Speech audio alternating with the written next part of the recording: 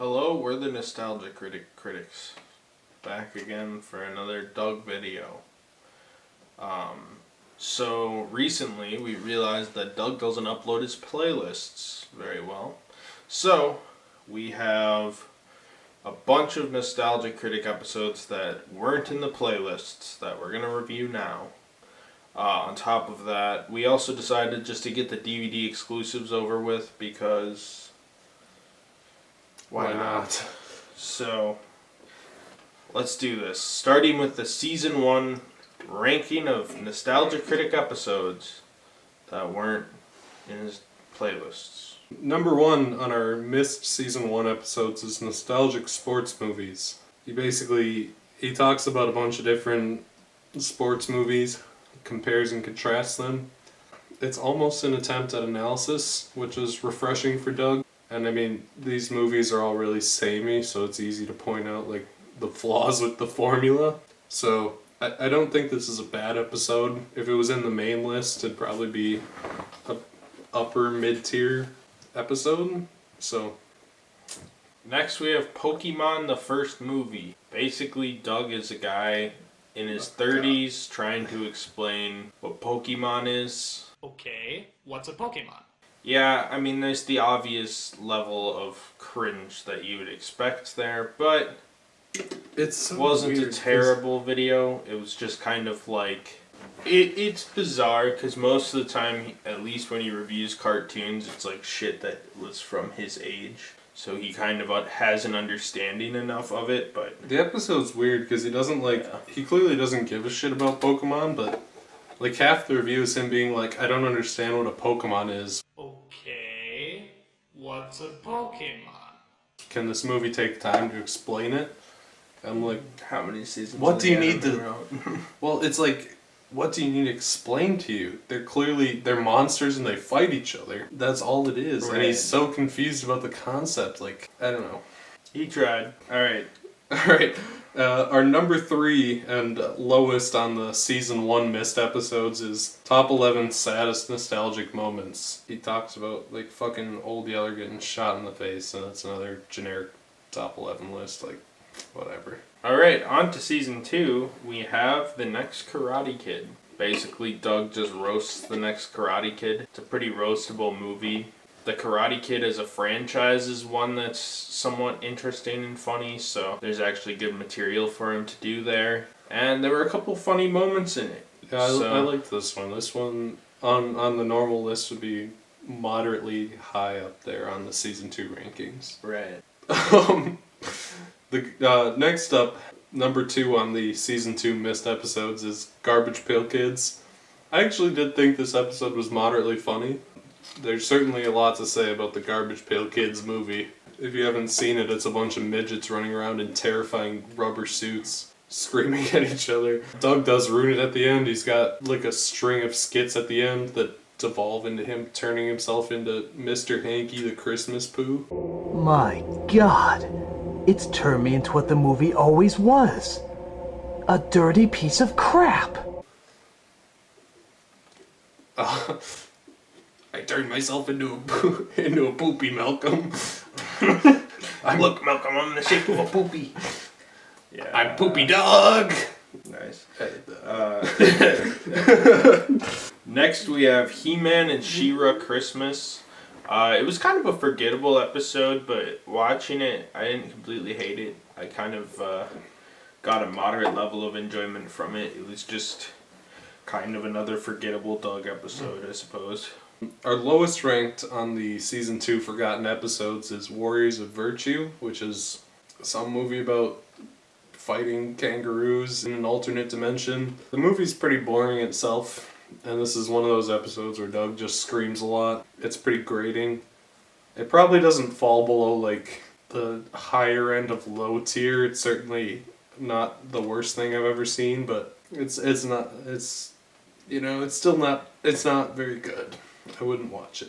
Yeah. Honestly, though, watching these older episodes kind of made me miss the simplicity of Season 1 and 2. It's refreshing compared to even Season 4. Where he got very skitty. Anyways, Season 3, our number 1 pick for the forgotten episodes was The Phantom. It was pretty meh. He kind of just reviewed The Phantom. It wasn't particularly interesting. Number 2 is Beibeis Kids. He did the game first and then the movie afterwards. The movie is some cartoon about a black guy who raises his wife's sons. I don't know. He has some commentary on black culture in there, which is... Doug's one of the whitest human beings alive. So it comes off a little cringe, but it's not horrendous, so... Alright, next we have Rocky 4. And to this we said it's nothing. Honestly, I did think it was an okay episode as far as Doug's concerned. Yeah, I mean, making It's fun kind of the robot is... Yeah, you can make fun of the robot. There's some laughable moments in Rocky 4 because it's a pretty campy movie, but all in all, there's not much to say. After that is the Teenage Mutant Ninja Turtles cartoon. This is one of his Raiders of the Story arcs. It just talks about the first 3 episodes of Ninja Turtles. This was actually the first one from what I understand, so it's weird that it's excluded from the playlist, but the first couple episodes of Ninja Turtles don't have a lot going on in them, truthfully. So there's not a lot for him to say, so it just comes off as like... It's a 90s toy cartoon, and he tries to review 3 episodes of them, and it's a 25-minute episode. It's a little grating. Pretty much. Next we have Little Monsters. He looks at some 80s movie that was kind of capitalizing on trends like the Gremlins and stuff, and he points that out, and that's pretty much it. After that is Zeus and Roxanne. I feel like this one should have been higher. Zeus and Roxanne is a movie about a dog and a dolphin that fall in love. And he tries, to his credit, to make it funny. It does seem very boring at the same time as having a really stupid concept. So I don't blame him too much. He does make a Pearl Harbor joke in there. Why couldn't we get those things at Pearl Harbor? They would have saved the day. Oh, we shall bomb the harbor and... Oh my god, giant dolphin! Ah! Fear the dolphin punch. It knocks out sharks. Dolphin punch! It's a little racist It's a little towards racy, the Japanese, but, you know. It happens, It happens. Doug's occasional, pedophile and racist humor tends to come through a little bit, but that's okay. Next we have Biodome. Yeah. Reviewing comedy movies is hard. I don't know why Doug kept trying. Biodome is a comedy movie, and they're hard to talk about because they're just completely whatever. They're all or nothing. Right. Next up is a very surprising exclusion from his list. It's Battlefield Earth. The episode itself is generally kind of obnoxious, but Spoonie plays some character in this movie. How did you pathetic pile of man-animal! Turl? I was just combing my nose hairs into this beautiful mustache when I overheard that you were disturbed by my acting. Not in the actual movie, but in the review he reenacts one of the characters. And that character that Spoonie plays is important in the fucking To Boldly Flee. And so this is a crucial one to the Nostalgia Critic lore, even though it's kind of just obnoxious and whatever. Right. So, yeah, it's not a good episode, but apparently if you want to understand the lore, you gotta watch it. You gotta watch it. Alright, next is the top 11 most awkward Christopher Walken moments. This is an oddly specific top 11 list about how Doug loves Christopher Walken, but also thinks he's a horrible actor. It's not the worst top 11 list, but it's not that good. It's almost nostalgic going back to the top 11 list at this point, where it's he just reviews some boring ass random TV movie from the 1990s, and my eyes start to burn as I have to endure Doug for 28 minutes or whatever the fuck his average episode is now. Our final season 3 episode, the worst forgotten season 3 episode, is top 11 villain songs. This list isn't actually too bad. It's just a generic top 11 list talking about villain songs. Most of them are from Disney movies. It's more of a who cares bottom placement than a actually bad bottom placement. Alright, so since we finished the 3 seasons that Doug couldn't maintain his playlists for, and we missed a bunch of episodes, we decided to tack on the DVD episodes so this video wouldn't be 10 minutes long. It's still gonna be short, and we didn't know when to put these otherwise, so here's your bonus. Wow. It's exclusive to this very boring episode we're creating here. You know, almost you could say like a DVD bonus. Nice. Okay, so first we have top DVD exclusive. It's Turkish Rambo. Basically like a Turkish action movie in the vein of Rambo. It looks like a horribly boring movie, so I'm glad Doug endured it. He made a couple jokes that were okay here and there. When he was beating the villain to death, and he's like, "This is for peace and love," and This is for joy! This is for peace! This is for living in a world without violence! Die! Oh yeah, that's kind of world peace. That actually made me laugh. Not the best joke ever told, but it's good enough to make the video watchable.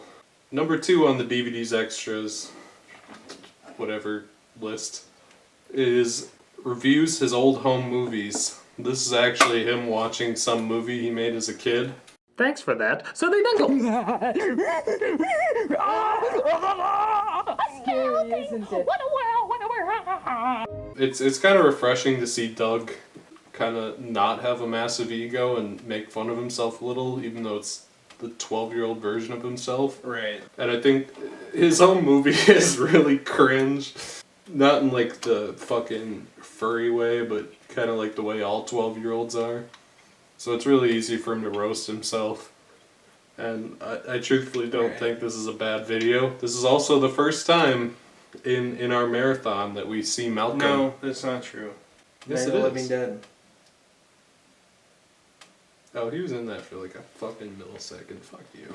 This is the first one where he has a Fine. substantial role where he plays Black Willy Wonka. And you!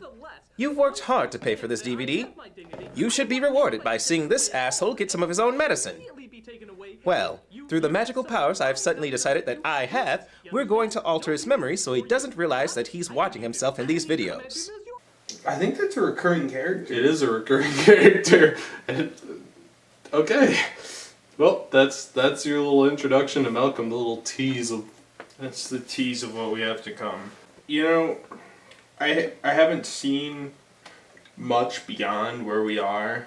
I probably saw maybe a couple episodes from season 5 when I was a kid. But I haven't seen much post-demo reel. And I do have a theory that it is possible maybe Doug's ego started to kind of come, kind of started to dial back once he did after demo reel.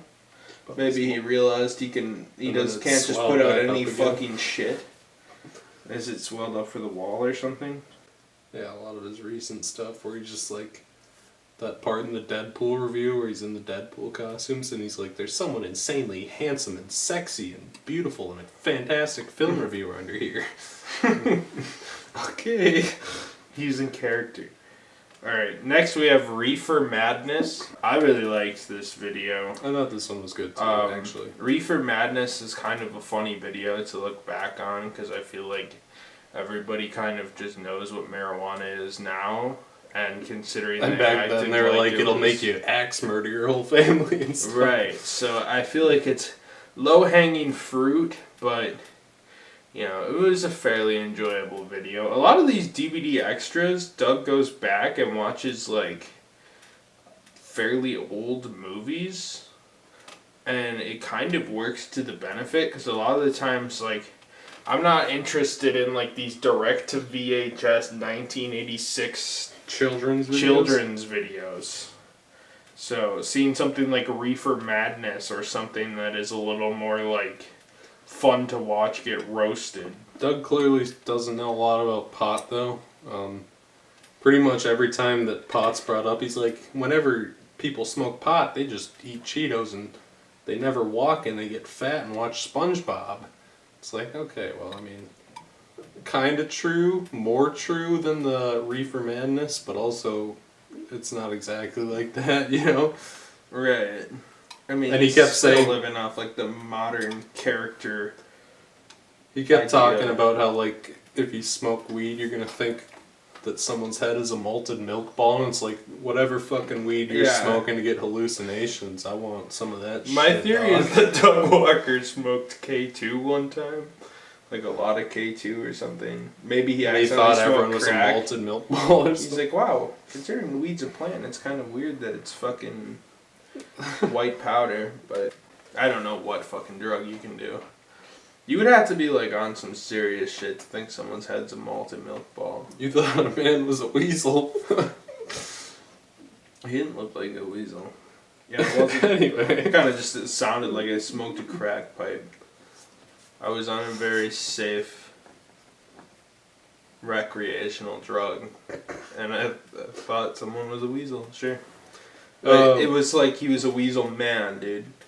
Like the mole man from Fantastic Four. You know how he's just a guy, but he's really short or whatever, and he kind of lives with the moles. You know what? Fuck you. From the Fantastic Fuck you. Four? He's not in the Fantastic Four. He fights the Fantastic Four. In the movies? No, he's not in the movies, dude. He's not in the fucking movies. Okay. Well, This is the goddamn mole man. Picture this, but like the weasel version, you know? Looks like a goddamn hobbit. okay, I think I get what you're saying. You get what I'm saying now? You understand? Number 4 is The Night of the Living Dead. His criticisms of the movie are actually kind of true, kind of valid, where it's a little bit hokey, mostly because of its age. That said, the episode itself isn't that entertaining. His opinions are kind of correct. He talks about how it's still classic and still like defines the zombie genre, but like it's not entertaining for the most part. So Next is Doomsday Machine. It's like an early 1970s sci-fi movie, and Doug kind of makes jokes about it. You know, there is funny stuff in here in terms of like the movie, and Doug gets some of the material. It's just kind of a boring looking movie and a boring review to complement it. So I mean, Doug's major point throughout the video is that it's sexist, and the movie is sexist, but he doesn't make any real jokes about it. He's just like, the men are like, woman, you can't be an astronaut, get me coffee. And then Doug's like, that's really sexist. And it's like, that's not really a joke. You're just kind of describing what's on the screen, you know? yeah, Doug does fall into that trap quite a bit. Although he has to find the fine line between review and comedy, and a lot of the times the comedy doesn't land. Number 6 is the Blues Brothers SNES. Blues Brothers game looks horrendous. This one feels almost directly like an AVGN knockoff, where he starts the review, he's like, this game's a bunch of fuck-sucking butter nuggets. Something like that. Yeah. You know? It feels really hot. It feels like it's veering dangerously close into the AVGN knockoff territory, to the point where it's just like... Well, he wanted to make another... Because at least like the first time he ripped off the AVGN with the Beibeis Kids, it was like... that was the idea, like... it was supposed to be an AVGN knockoff, yeah. Yeah, and then AVGN reviewed a critic thing. Right, so it makes sense, but... This was just kind of like, I'll do another game review, because it's probably fairly easy, because what does he do? He probably plays the game for an hour, writes a couple observations, and whips it up. It's definitely not as high quality as, like, James's videos. Yeah. And it's not like... He doesn't really, like, do, like, huge skits like James would, even back in the day and stuff. It was kind of just, like... I'm gonna play it. Doug also like, this game seemingly controls played like like 2 ass. levels, because like James at least tries to beat the games. Yeah, or has Mike do it. Yeah, or has Mike do it. Mike is inexplicably good at games, and Bootsy was inexplicably better. Dude, Rest in Bootsy was peace, the Bootsy. god of fucking Dude, I love games. Bootsy. I miss that guy. The last Nostalgia Critic DVD episode is the Nostalgic Holiday Clusterfuck song music video.